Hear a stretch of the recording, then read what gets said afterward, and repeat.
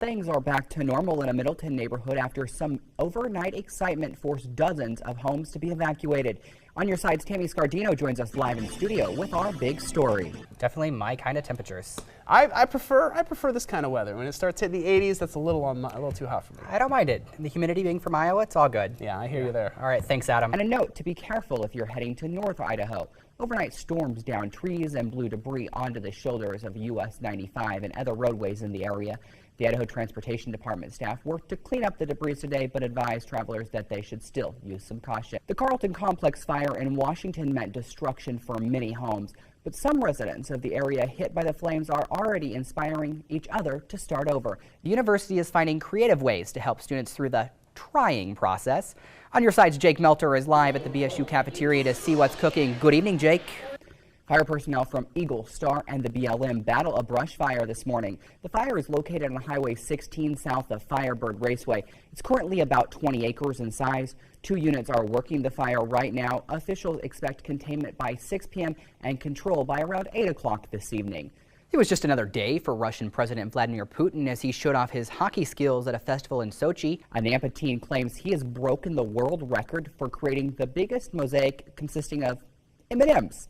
It's set up in the Idaho State House. The artwork, made up of more than 70,000 candy pieces, illustrates the state of Idaho. The design was solely created by Jackson McKenzie. Each county is filled in with different colors. It took Jackson and his friends 6 days to complete. What I enjoyed most was like putting it together and like just finishing it, because it's like the biggest in the world and I'm the only one who has one now of that size. So interesting. Jackson plans on filing the paperwork to make the record official very soon. You can see the mosaic in person through the end of this week. The Idaho Supreme Court has some sour news for the first class to graduate from Boise's Concordia Law School.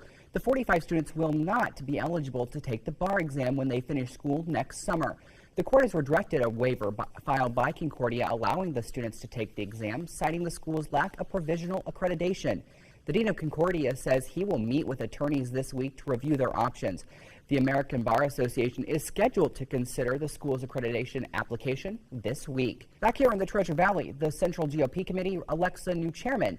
The position was vacant after delegates failed to fill the position at the GOP convention earlier this year.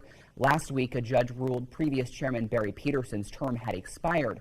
Steve Yates of Idaho Falls was named the new chairman at Saturday's meeting in Boise. Yates says his first task will be to revive the basic infrastructure of the Idaho GOP. The Nampa City Council will hold a public hearing tomorrow night to get feedback on the city's proposed budget for next fiscal year, 2015. The hearing will start at 7:30 and will be held at the Nampa City Hall that's located at 411 3rd Street South. Sort of weather we can wear shorts at the desk, right? Yeah, that's right. You would never know. You wouldn't. Have a good night. We'll see you over in today's 6, up next at 10.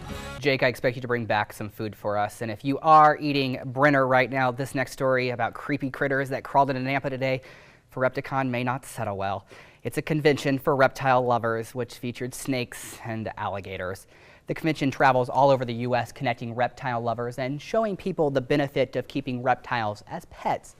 It was a family event, and kids got hands-on experience holding salamanders and petting pythons. If you think they're bad, come out and give us a chance, and we will do everything we can to change your mind about them. They're not the evil monsters that TV makes them out to be. They're really, really good pets. They calm down really, really well, and we can fix those fears. No fixing my fears here.